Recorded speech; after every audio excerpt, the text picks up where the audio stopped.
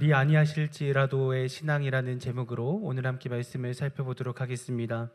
남유다가 바벨론에 의해서 멸망하게 되었습니다. 수많은 유다 백성들이 바벨론의 포로로 끌려갔습니다. 그 중에 우리가 잘 알고 있는 다니엘과 사드락, 메삭, 아벳느고 이 세 명의 친구가 왕궁으로 끌려가서 바벨론의 고위 관리가 되기 위한 훈련을 받게 되었습니다. 그들은 뜻을 정하여서 우상에게 바쳐진 음식을 먹지 않았습니다. 하나님께서 그런 그들의 마음을 기쁘게 받아주셔서 육체적으로도 건강하게 만들어주시고 또 다른 사람보다 10배나 더 지혜롭게 만들어주셨습니다. 사람의 힘과 능력으로 적국에 포로된 자로서 고위 관직에 올라간다는 것, 이것이 가능한 일이겠습니까? 하나님께서 그들의 믿음과 결단을 기쁘게 받으시고 그들의 길을 인도해 주신 것입니다. 하나님께서 다니엘 1장 17절 말씀을 통하여서 그들에게 놀라운 능력을 선물하셨습니다. 하나님이 이 네 소년에게 학문을 주시고 모든 서적을 깨닫게 하시고 지혜를 주셨으니 다니엘은 또 모든 환상과 꿈을 깨달아 알더라. 이 네 명의 소년들에게 하나님께서 지혜의 지혜를 더해 주셨습니다. 그리고 특별히 다니엘에게는 놀라운 능력을 주셨는데 그것은 바로 환상과 꿈을 해석할 수 있는 능력을 주신 것입니다. 때마침 하나님의 계획 가운데에 느부갓네살 왕이 꿈을 꾸게 되었습니다. 이 꿈을 해석하기 위해서 바벨론의 모든 지혜로운 사람들을 다 불러 모았는데 그 누구도 꿈을 해석하지 못했습니다. 그때에 다니엘이 왕의 꿈을 명쾌하게 해석을 하게 되고 왕이 다니엘과 세 친구를 높입니다. 다니엘은 지혜자들의 선생으로 삼고 또 세 명의 친구들은 각 지방의 고위 관리로 세우게 됩니다. 이후에 느부갓네살 왕이 자신의 그 위대함을 드러내기 위해서 27m나 되는 금신상을 만들어 세우게 됩니다. 그리고 이 바벨론에 있는 모든 지위가 높고 낮음을 따지지 않고 모든 신하들을 다 불러서 이 낙성식에 참여하여 금신상에게 절하도록 만들었습니다. 혹시라도 이 왕의 명령을 듣지 않고 낙성식에 불참을 하거나 혹은 신상에게 절하지 않는 사람들은 뜨거운 풀무불에 집어넣어서 반드시 죽이겠다고 선포를 하게 되었습니다. 시간이 지나서 금신상이 완성이 되고 낙성식이 진행되게 되었습니다. 왕의 지엄한 명령에 따라 각 도의 모든 신하들이 함께 이 낙성식에 참여하여 금신상에게 절하였습니다. 모든 사람들이 빠짐없이 절을 하는 가운데에 절하지 않는 세 명이 있었습니다. 그 세 명은 바로 사드락, 메삭, 아벳느고였습니다. 이들은 하나님의 백성이었기 때문에 우상에게 절하지 않았습니다. 우상에게 절을 하지 않으면은 반드시 왕으로부터 탄압을 받을 것을 알고 있음에도 불구하고 그들은 절하지 않았습니다. 저를 포함한 많은 사람들이 이 현실의 벽 앞에 믿음을 지키려고 노력하기보다는 쉽게 타협을 하려고 할 때가 많은 것 같습니다. 하나님은 은혜의 하나님이니까, 자비의 하나님, 긍휼의 하나님이시니까 이 연약한 나의 모습을 이해하실 거야.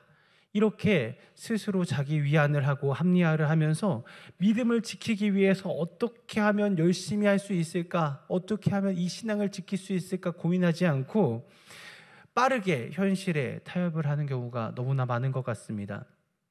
하지만 이 세 명은 현실을 타협하지 않았습니다. 절하지 않았습니다. 그냥 한 번만 절하면 되는 건데, 고개 숙이면 되는 건데 왜 이렇게 지독하게 고지식하게 이렇게 타협하지 않는 모습을 보이고 있는 것일까요? 그 이유는 바로 하나님의 계명을 지키는 것이 자신의 생명보다 더 귀한 것이기 때문입니다. 하나님께서 우리에게 명령하셨습니다. 나 외에 다른 신을 두지 말라. 우상을 만들지 말고 우상 앞에 절하지 말라. 하나님의 백성이기에 하나님의 명령을 어기는 일을 할 수 없다는 것입니다. 그래서 그들은 끝까지 절하지 않았습니다. 이 사실을 갈대아 사람들이 발견하게 되고 왕을 찾아가서 고하게 됩니다. 11절과 12절에 이렇게 이야기하고 있는데요. 누구든지 엎드려 절하지 아니하는 자는 맹렬히 타는 풀무불 가운데에 던져 넣었음을 당하리라 하지 아니하셨나이까. 이제 몇 유다 사람 사드락과 메삭과 아벳느고는 왕이 세워 바벨론 지방을 다스리게 하신 자이거늘 왕이여, 이 사람들이 왕을 높이지 아니하며 왕의 신들을 섬기지 아니하며 왕이 세우신 금신상에게 절하지 아니하나이다. 갈대아 사람들이 이 느부갓네살 왕의 심기를 건드리고 있는 것입니다. 당신이 세운, 그것도 포로 주제에 지금 당신의 말을 거역하고 있습니다. 당신의 위상이 이렇게 땅에 떨어지는 거 두고만 보시겠습니까? 라고 이야기를 하자 이 느부갓네살 왕이 화가 나서 그 세 명을 부르게 됩니다. 그리고 그들에게 물어봅니다. 너희가 정녕 내 말을 듣지 못하였느냐? 왜 내 말에 순종하지 않는 것이냐? 너희가 금신상에 절하지 않으면은 반드시 풀무불에 들어가 죽게 될 것이다. 그리고 세상에 있는 그 모든 신들이 너희를 구원할 수 없을 것이다. 반드시 죽이겠다는 이 느부갓네살 왕의 그 의지를 담아서 이렇게 이야기하고 있는 것입니다. 참 두렵지 않겠습니까? 풀무불에 들어가서 죽을지도 모른다는 그 두려움이 모든 사람에게 다 임하였을 텐데 이 사드락, 메삭, 아벳느고는 그런 이야기를 들었음에도 불구하고 이와 같은 믿음의 고백을 하고 있습니다. 17절, 18절 말씀 보니까 왕이여, 우리가 섬기는 하나님이 계시다면 우리를 맹렬히 타는 풀무불 가운데에서 능히 건져내시겠고 왕의 손에서도 건져내시리이다. 그렇게 하지 아니하실지라도 왕이여, 우리가 왕의 신들을 섬기지도 아니하고 왕이 세우신 금신상에게 절하지도 아니할 줄을 아옵소서. 그들은 이렇게 당당하게 외쳤습니다. 하나님이 계시다면 우리를 풀무불에서 건져내실 것입니다. 불에서만 건져내는 것이 아닙니다. 누구에게도 건져내신다고요? 왕의 손에서도 건져내신다고요. 그리고 만약 그렇게 하시지 않더라도 저는 왕들의 신을 섬기지도 않을 거고 절하지도 않을 겁니다. 이렇게 믿음의 고백을 하고 있는 것입니다. 여러분들이 보시기에 이 세 명의 모습 어떻게 보이십니까? 미련해 보이지 않으십니까? 그냥 눈 한번 딱 감고 절 한번 딱 하면 모든 것들이 그냥 해결되는 거 아닙니까? 이거보다 더 쉬운 방법이 어디 있겠습니까? 그런데 이 세 명 그렇게 하지 않았습니다. 그들은 자신들을 구원할 하나님을 믿고 있었습니다. 그래서 절하지 않은 거예요. 그리고 만약에 그들이 원하는 것처럼 되지 않더라도 자신들의 신앙의 고백을 바꾸지 않겠다고 하나님께 고백하고 있습니다. 오늘 말씀을 통하여서 이들이 이야기하고 있는 그리 아니하실지라도의 신앙이 무엇인지 두 가지 우리가 함께 살펴보며 하나님께서 주시는 은혜를 누리고자 합니다.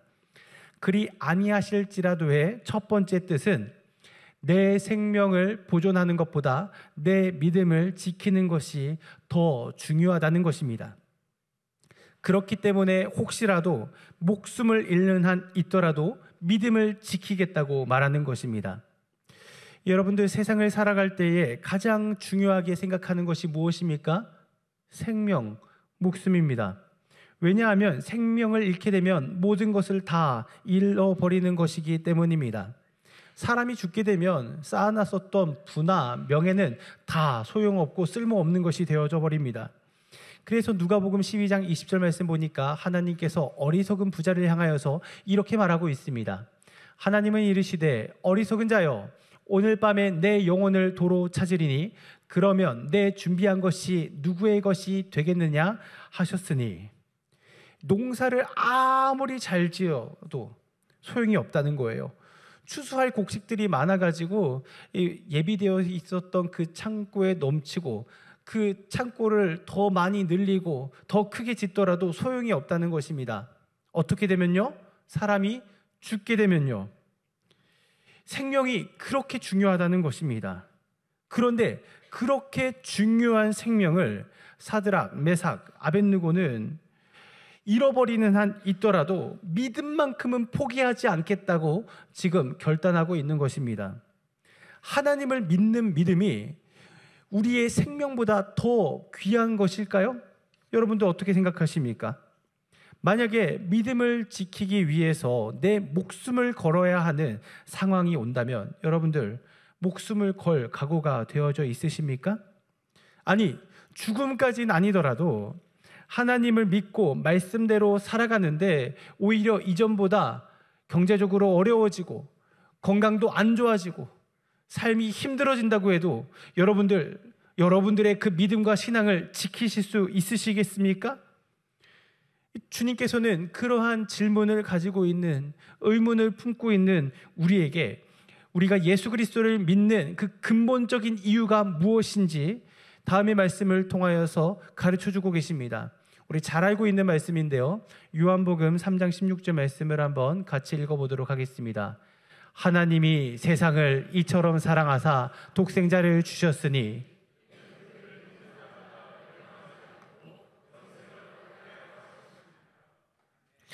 우리가 예수님을 믿는 이유 무엇입니까? 이 세상에서 부귀와 영화를 누리기 위해서입니까? 성공하고 출세하기 위해서입니까? 아닙니다. 우리가 예수님을 믿는 가장 근본적인 이유는 하나님 앞에서 모든 죄를 용서받아 죄에 대한 심판과 저주에서 구원을 얻고 천국에서 영원한 생명을 얻기 위함입니다.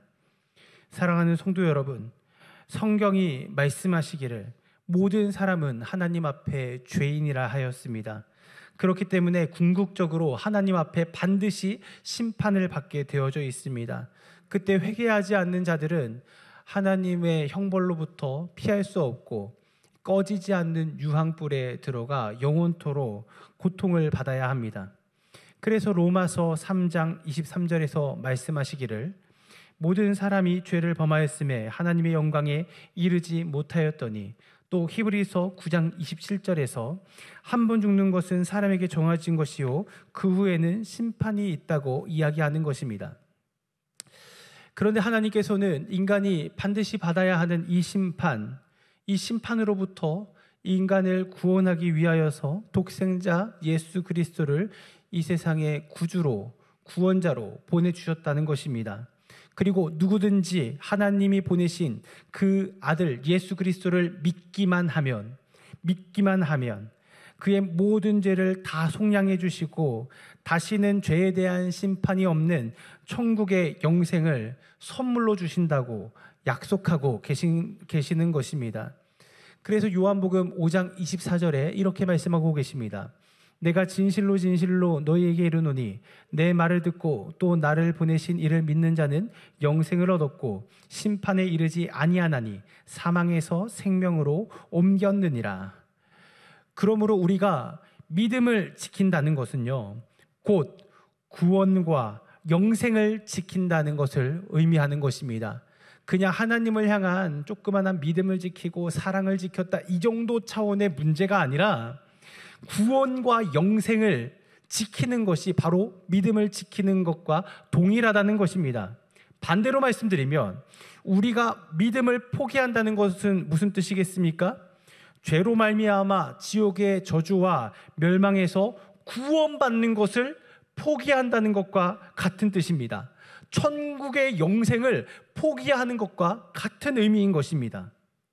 사랑하는 성도 여러분, 우리가 진정으로 두려워할 것은 내 육신의 생명을 잃어버리는 것이 아니라 하나님께 대한 믿음을 잃어버리는 것입니다. 왜냐하면 내 육체는 언젠가는 반드시 죽음을 맞이할 것이지만 조금 더 앞당겨서 죽음을 맞이하는 것이 뿐이지만 내 믿음을 잃어버린다는 것은 믿는 자에게 주시는 죄사함과 지옥의 형벌로부터 구원을 잃어버리는 것이기 때문입니다. 그래서 주님께서는 마태복음 10장 28절 말씀을 통하여서 우리에게 이렇게 경고하고 계십니다. 몸은 죽여도 영혼은 능히 죽이지 못하는 자들을 두려워하지 말고 오직 몸과 영혼을 능히 지옥에 멸하실 수 있는 이를 두려워하라. 우리가 두려워해야 되는 것은 악한 마귀 사탄의 간교가 아닙니다. 그들이 어떻게 우리를 시험하여서 넘어뜨릴까, 우리 이거 걱정하지 않아도 됩니다. 하나님께서 지켜 보호해 주시니까요. 우리가 진짜 두려워해야 되는 것은 무엇입니까? 이 모든 권세를 가지고 계시는 하나님을 두려워하며 경외해야 한다는 것입니다. 그러므로 우리는 내가 왜 믿음을 지켜야 하는지 분명한 대답을 가지고 살아가야 합니다. 나는 죄에 대한 심판과 지옥의 멸망에서 구원받은 존재다. 이 사실을 우리는 기억해야 됩니다.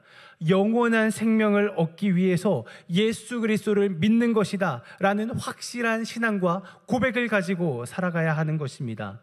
그리고 어떠한 경우에도, 심지어는 생명이 달려있는 그 위협 앞에서도 믿음 생활을 타협하거나 포기하지 말고 굳건하게 지키며 살아가야 합니다. 이것이 그리 아니하실지라도의 첫 번째 의미입니다. 그럼 두 번째, 그리 아니하실지라도의 두 번째 의미는 무엇일까요? 내 소원이 이루어지는 것보다 나를 향하신 하나님의 뜻이 이루어지는 것이 더 중요하다는 고백입니다. 사드락, 메삭, 아벳느고는 하나님께서 자신들을 건져주실 것이라는 분명한 확신을 가지고 있었습니다. 그리고 동시에 하나님께서 우리를 건져주지 아니하실지라도 괜찮다고 고백했습니다. 하나님께서 그들을 건져주실 능력이 부족하셔서, 없으셔서 그런 것이 아니라 풀무불에 죽는 것이 하나님의 뜻이라면은 그것을 받아들이겠다는 믿음을 고백하고 있는 것입니다. 그들이 왜 이러한 고백을 할 수 있는 것일까요? 그들은 하나님을 향한 온전한 신뢰가 있었기 때문에 이러한 놀라운 고백을 할 수 있었던 것입니다. 우리는 하나님께서 우리의 생각과 뜻대로 움직여 주시기를 기대합니다. 그래서 하나님께서 우리를 풀무불에 들어가지 않게 해주실 거야, 이렇게 스스로 결론을 내리고 하나님께서 그대로 움직여 주셔야 한다고 하나님께 강요합니다. 그리고 만약 우리가 원하는 대로 되지 않으면 어떻게 하나요? 하나님을 원망합니다. 어떻게 나한테 이러실 수 있습니까? 내가 이렇게 간절히 기도했는데 날 어떻게 이렇게 배신할 수 있어요? 이 모든 책임을 하나님께 돌려버리는 거예요. 마치 하나님이 죄인인 양, 악하신 분인 양. 하지만 사랑하는 성도 여러분, 우리 하나님은 악하신 분이 아니십니다. 그 누구보다도 모든 것을 아시고 우리를 선한 길로 인도하시는 분이시라는 것입니다. 사드락, 메삭, 아벳느고는 그 선하신 하나님을 믿었습니다. 분명히 이 풀무불에 들어가는 일에 하나님의 선하신 뜻이 있을 거라고 그들은 믿었습니다. 심지어는 불에 타서 죽더라도 그것이 하나님께 영광이 되는 일이라면 그 모든 것들을 기쁨으로 받아들이겠다고 고백하고 있는 것입니다. 흔히 원트와 니드는 다르다고 우리 알고 있습니다. 사람들마다 저마다 원하는 것들이 존재합니다. 그런데 이 원하는 것들을 꼭 필요한 것들로 착각하여서 생각하는 경우들이 참 많은 것 같습니다. 이스라엘 백성들도 구약 시대 때 이 원하는 것과 필요한 것에 대해서 착각하며 삶을 살았습니다. 그들은 왕을 원했습니다. 하나님께서 이스라엘의 왕으로 계셨음에도 불구하고 하나님을 왕으로 여기지 않고 그들이 원하는 왕을 세우길 원했습니다. 그들이 주변 국가들을 쭉 둘러보니까 국가들마다 다 왕이 있는 거예요. 그 왕들이 전쟁에 가장 앞서가지고 승리를 쟁취하는 걸 보면서 우리 이스라엘에도 인간 왕이 있으면 더 많은 승리를 할 수 있겠구나, 더 많은 전리품을 얻을 수 있겠구나 생각을 했던 겁니다. 그들은 알지 못했습니다. 전쟁은 사람의 손에 달려있는 것이 아니라 하나님의 손에 달려있다는 사실을 알지 못했습니다. 그래서 하나님께서는 그 무지한 백성들이 원하고 있는 그 왕이 얼마나 위험한 존재인지 백성들에게 알려주셨습니다. 이스라엘 백성들에게 왕이 세워지면 그 왕이 너와 내 자녀들을 종으로 삼을 것이다. 그 왕이 막대한 세금을 부과하여서 너희들의 경제적인 삶이 힘들어질 것이다. 하나님께서 알려주셨습니다. 그럼에도 불구하고 백성들은 끝까지 자신의 뜻을 굽히지 않았습니다. 고집스럽게 왕을 원했습니다. 그 결과 어떤 일이 벌어졌을까요? 이스라엘이 멸망하게 되었습니다. 그 고집스럽게 세웠었던 그 왕들이 하나님을 거역하고 우상을 만들고 이 백성들로 하여금 우상 숭배를 하도록 만들었다는 것입니다. 그들의 소망이었었던 왕은 그들을 저주의 늪으로 인도하고 있었던 겁니다. 그들이 원했던 왕, 그들에게 필요했던 존재가 사실 아니었습니다. 하나님의 백성에게 가장 필요한 것은 무엇이겠습니까? 여러분들 무엇이라 생각하십니까? 하나님의 백성에게 가장 필요한 것 무엇이라고요? 하나님. 하나님의 백성에겐 하나님이 필요합니다. 그런데 그 하나님을 원하지 않고 다른 것에 마음을 지금 뺏겨서 결국 멸망을 당하는 것 아니겠습니까? 우리에게도 하나님께 소원하고 구하는 것들이 있을 것입니다. 그런데 사랑하는 성도 여러분, 내가 소원하고 구하는 그 모든 것들이 절대적으로 내게 꼭 필요한 것들이다 생각하는 그 미련한 생각을 멈추시는 은혜가 있기를 간절히 소원합니다. 내가 원하는 것들이 우리를 오히려 망칠 수 있어요.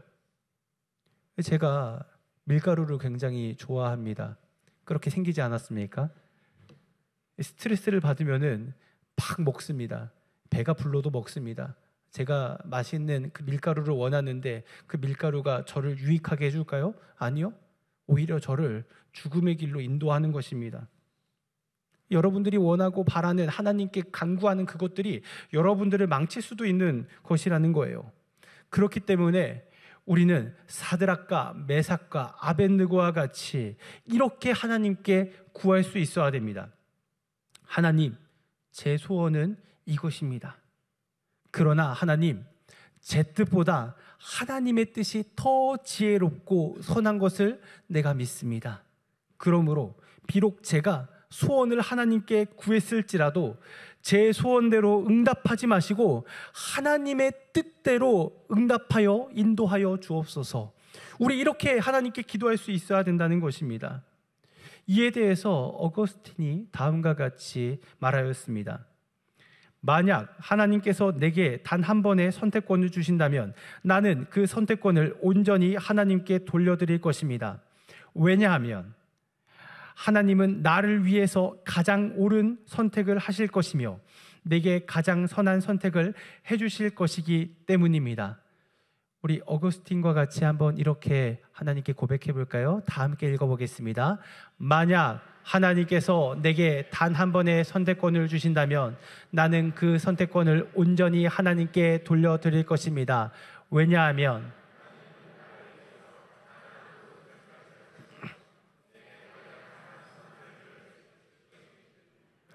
아멘. 하나님께서는 언제나 우리에게 가장 좋은 길을 선물해 주시고 인도해 주십니다. 우리는 그 하나님께 우리의 모든 인생을 맡기며 그 하나님을 따르는 삶을 살아가야 됩니다. 이것이 바로 그리 아니하실지라도의 신앙인 것입니다. 제게 사랑하는 목사 친구가 있습니다. 제가 새벽 기도회를 인도하면서 두세 번 정도 이야기했었는데 아마 새벽 기도 들으시는 분들은 몇 번쯤은 들어보셨을 것 같습니다. 제 사랑하는 친구에게 4살 된 딸이 있습니다. 그런데 안타깝게도 이 아이에게는 듀센병이라는 근육병이 있습니다. 이 몸에 근육이 생성이 되는 것이 점점 멈춰지고 퇴화되면서 결국에는 걷지도 못하고 그리고 종국에는 이 심장을 뛰게 하는데도 근육이 필요하다고 합니다. 그 근육까지 멈춰버려서 심장이 뛰지 못하는 그 상태까지 이르게 된다고 합니다. 이 불행 중 다행으로 미국에서 이 병을 치료할 수 있는 그리고 정확히는 늦춰주는 그런 약이 개발되었다는 소식을 이 친구가 듣게 되었습니다. 그래서 한국에서 했었던 그 모든 사역들을 다 정리하고 미국을 갈 준비를 했습니다. 다만 한 가지 문제가 있었는데 그 문제는 바로 이 약값이 320만 달러나 한다는 것입니다. 대충 얼마 정도 되냐면요, 40억 정도 됩니다. 네. 무조건 낫는다 이것도 아니고 나을 가능성이 있고 이 병을 늦춰주는 그 약이 40억이나 한다는 것입니다. 그래서 이 친구가 인간의 지혜를 총동원해가지고 치료를 할 수 있는 그 방법을 강구했습니다. 이 친구가 생각한 건 먼저 미국으로 학생 비자를 받는 것입니다. 미국 학교에 학생 비자로 가게 되면은 이 유학생들한테 들 수 있는 그런 보험이 있는데 그 보험 등급 중에서 최고 보험액을 내면은 이 진료 혜택을 받을 수 있다는 것입니다. 어려운 사람들이니까 국가에서 보조를 하게 되면은 어떻게든 이 치료를 받을 수 있다라는 꿈을 꾸고서 친구가 여러 가지들을 준비하기 시작했습니다. 보스턴에 있는 어떤 병원에 가면은 우리 딸이 살아날 수 있을 거야. 막 이런 부푼 꿈을 가지고 모든 것들을 준비했습니다. 하나님께서 나한테 피할 길을 주실 거야. 하나님께서 내 기도를 반드시 들어주실 거야. 하지만 안타깝게도 이 기대는 비자 면접에서 산산조각 나고 맙니다. 심사를 보는데 너무 분위기가 좋았었대요. 그런데 마지막 순간에 이 면접관이 당신의 직업은 무엇입니까? 돈이 있는지 없는지 그거 확인하기 위해서 직업이 무엇인지 물어봤대요. 이 친구가 정직하게 면접관에게 대답했습니다. 네, 저는 시골에서 20명 정도 이제 목회를 하고 있는 목사입니다. 이렇게 이야기를 하니까 그 순간 면접관의 낯빛이 탁 바뀌면서 당신에게는 비자를 줄 수 없습니다. 돌아가세요. 이야기를 했다는 것입니다. 비자가 한 번 거부당하면요, 두 번째 인터뷰에 비자를 받는 것이 하늘의 별 따기보다 더 어렵다고 합니다. 불가능한 일이라는 거예요. 이 사실을 알고 있었던 이 친구가 너무나 속상한 나머지 하나님께 며칠 동안 울면서 기도했다고 합니다. 하나님, 내가 이렇게 정직하게 살아왔는데 그 정직한 삶의 결과가 이런 겁니까? 내가 하나님께 그렇게 기도했는데 기도한 결과가 이겁니까? 하나님, 왜 저의 모든 것을 다 빼앗아 가시나요? 이게 마지막 희망, 마지막 동아줄이라고 생각했는데 이것까지 뺏어가시면 제가 어떻게 삽니까? 며칠 동안 울면서 기도했대요. 그때 하나님께서 이 친구에게 한 가지 지혜를 심어주셨다고 합니다. 남미에 이 비슷한 질병을 가지고 있는 아이가 있었는데 그 아이의 부모가 아이의 그 치료비를 모금하기 위해서 전국을 돌아다니면서 홍보를 하여서 후원을 받아 치료를 받았다, 이런 기사를 본 거예요. 혹시 하나님께서 나한테 이 길을 예비해 두신 것인가?